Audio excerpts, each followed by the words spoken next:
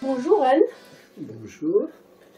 Je vous remercie de nous recevoir ici dans votre appartement à Paris. C'est un plaisir. Merci. Et je viens au nom de l'ABP, l'association belge de psychodrame que vous connaissez. Oui, et que j'estime. Merci. Et je viens vous interviewer et vous poser des questions à propos de Moreno. Oui. Alors, qu'est-ce que vous pouvez nous dire de vos rencontres avec Moreno il y a plusieurs dizaines d'années? Je voudrais d'abord faire un préambule. Oui. On attribue à Moreno, à juste titre, l'origine du psychodrame. C'est un psychodrame un peu théâtral.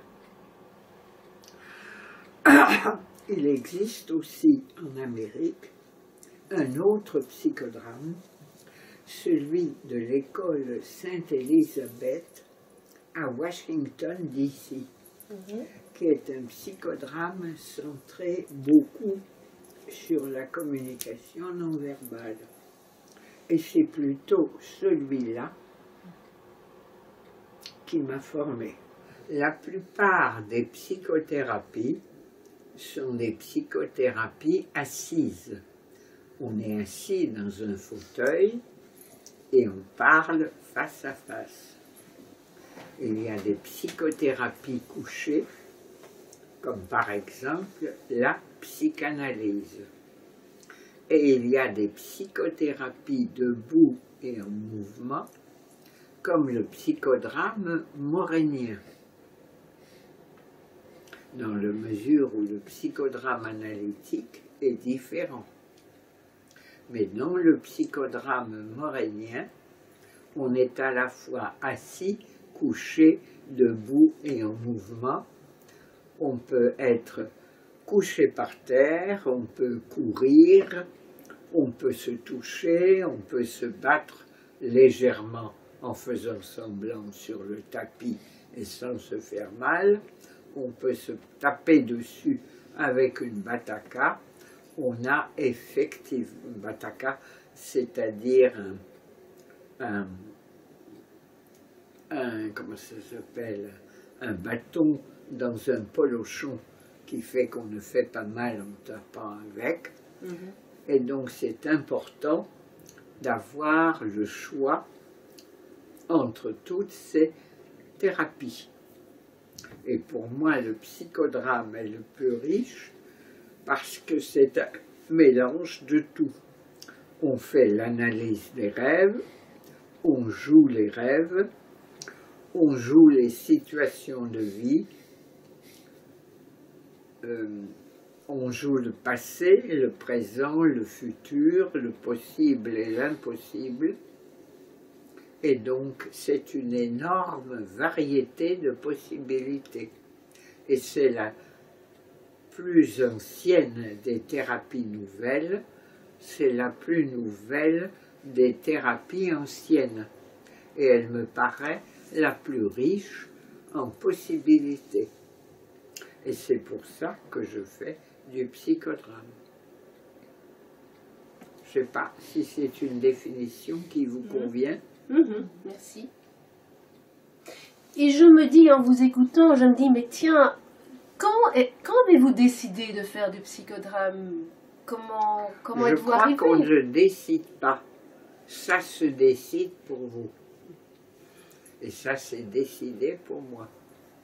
La première fois que j'en ai vu, je me suis dit, ces gens sont fous.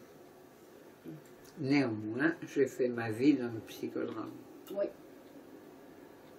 Comme quoi, entre la première impression et ce qu'on fait après, ça peut être tout à fait différent. C'est une des rares psychothérapies qui tient compte du contact physique et de la réalité. Et c'est très différent de dire, par exemple, froidement, « Je suis un chien et je vous mords », ou de prendre sa main et d'appuyer très fort sur le bras de quelqu'un et de dire « je vous mords ». Parce que quand on appuie très fort, l'autre sent quelque chose dans son corps. Et c'est pour ça que le psychodrame morénien, qui est un psychodrame physique, me paraît fondamentalement important. Dans le psychodrame morénien, on fait ce que l'on dit. Ça me paraît essentiel comme différence. La présence du corps. La présence du corps, oui. Mhm. Et le fait de faire ce que l'on dit. Mhm. Et non pas de dire des choses différentes de ce que l'on fait. Alors c'est drôle, en étant assise comme ça, je vois vaguement sur le mur une photo de Moreno. Oui. Qui est assis sur les marches du podium, Mhm. d'un podium de théâtre ou de psychodrame. Pour moi, le trépied sur lequel s'appuie le psychodrame, c'est le jeu de rôle, la communication non verbale et la psychothérapie assise ou debout.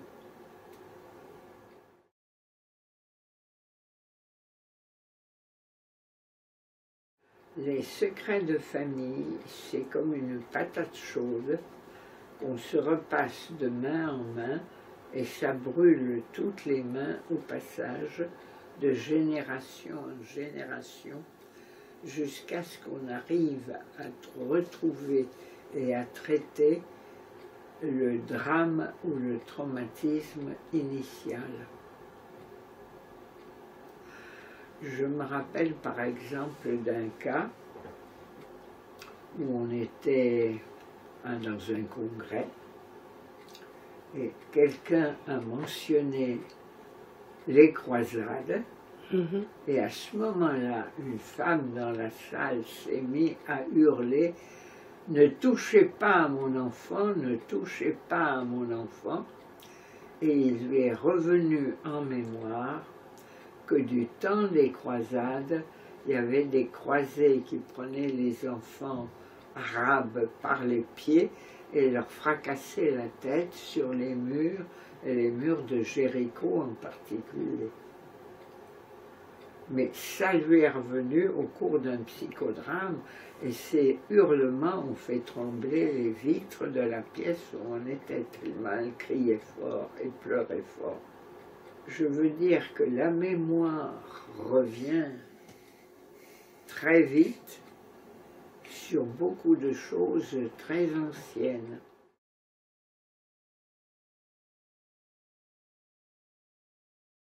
C'est important de faire les choses en vrai. Par exemple, quand on joue avec des enfants. Oui. Les enfants vous présentent souvent du sable et on prend le sable, on le met devant sa bouche et on dit miam miam miam que c'est bon. Mais seuls des psychotiques avaleraient ce sable.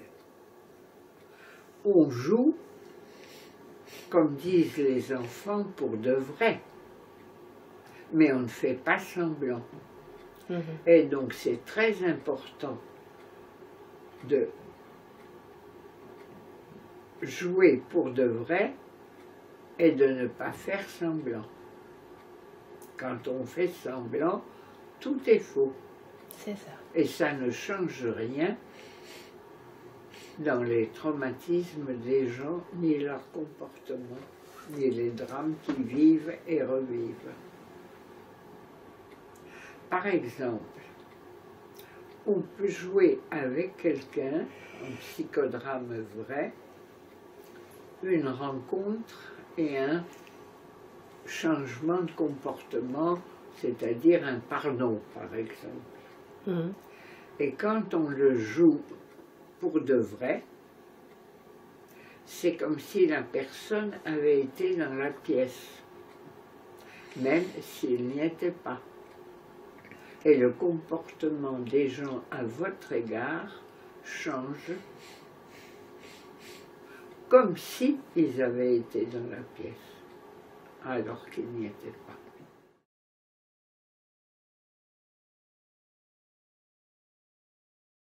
Je trouve important l'interaction qu'il y a dans un groupe, qui permet plus facilement de changer. Parce que ce qui est important, c'est changer son comportement et changer l'histoire familiale en mieux. Mais il n'y a que moi et mes élèves qui parlons de se dérouler, c'est-à-dire de sortir du rôle.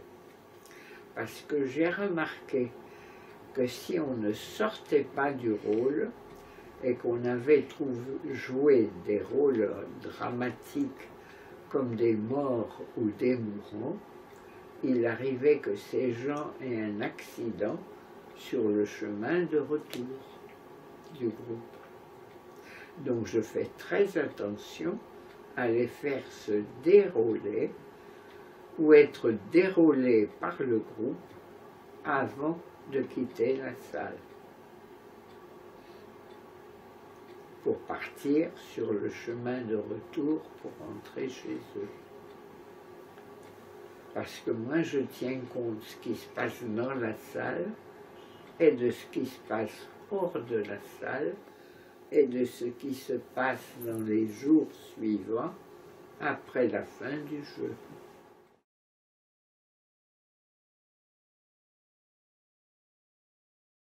La carte n'est pas le territoire. Vous vous rappelez qu'il disait ça? Non. Bon, mais juste maintenant, moi non plus. Et qui racontait qu'on l'avait chargé de surveiller un pont. Et quand il est arrivé au bord de la rivière, eh bien, il n'y avait pas de pont. Le pont avait sauté. Et c'est là, je crois que c'est Václavic qui a dit la carte n'est pas le territoire. Ouais. Ça veut dire que la théorie n'est pas la pratique. Et c'est très important de faire la différence entre la carte et le territoire. Et il y a aussi ce tableau célèbre qui représente une pipe pour fumer et qui s'appelle « Ceci n'est pas une pipe » parce qu'effectivement, on ne peut pas fumer en vrai sur une pipe dessinée. Et qu'il est important de voir la différence de la réalité vraie de sa représentation.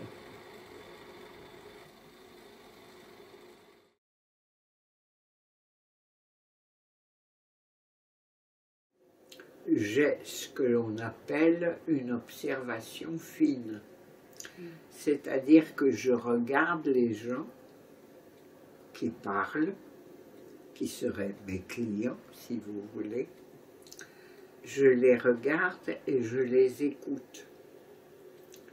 Et je vois en même temps ce qu'ils font de leur corps. Si on regarde un groupe, c'est quelquefois étonnant. On voit quelquefois tous les gens habillés en clair d'un côté, tous les gens habillés en sombre de l'autre côté du groupe. On voit quelquefois des gens se mettre face à face et on va s'apercevoir ensuite qu'ils vont s'agresser pendant la séance. Il y a beaucoup de choses qui se passent et qu'il faut apprendre à observer. Et c'est ce que j'appelle, moi, l'observation fine, ou l'observation armée de tout ce qu'on a appris. Moi, j'ai appris par un ami portugais à avoir un regard en phare. C'est-à-dire que je ne regarde pas ceux qui parlent, je regarde ceux qui écoutent et je fais le tour du groupe tout le temps. Parce que je sais que si je regarde celui qui parle, il va parler tant que je le regarde. Et donc, je ne sais plus comment il s'appelait, ce Portugais, son nom va me revenir, j'espère.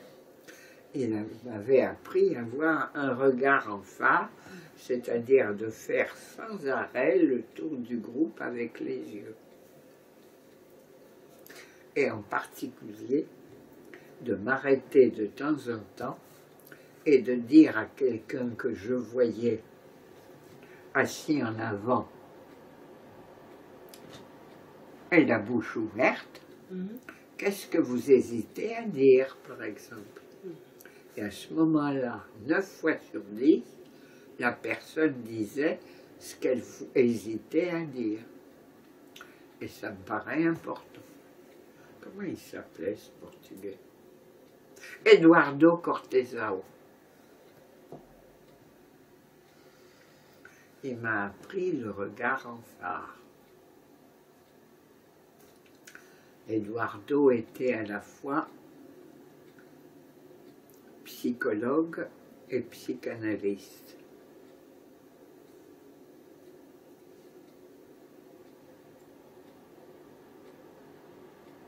Et je lui dois beaucoup de choses au sujet de ma manière de travailler, et en particulier ce qu'il appelait le regard en phare, tout autour du groupe. Quand on voit le groupe en défense, il est important d'apprivoiser le groupe pour qu'il cesse d'être en défensive. Parce que tant qu'ils sont en défensive, on ne peut rien faire de valable. Apprivoiser, vous dites? Apprivoiser, oui. C'est-à-dire? Ben, vous n'avez jamais apprivoisé de chat ou de chien? Je ne sais pas comment dire apprivoiser, c'est apprivoiser. C'est-à-dire à ce que les gens cessent d'être sur la défensive et se sentent libres d'exprimer ce qu'ils ont envie d'exprimer. Et donc pour moi, la lecture du langage du corps est très très importante.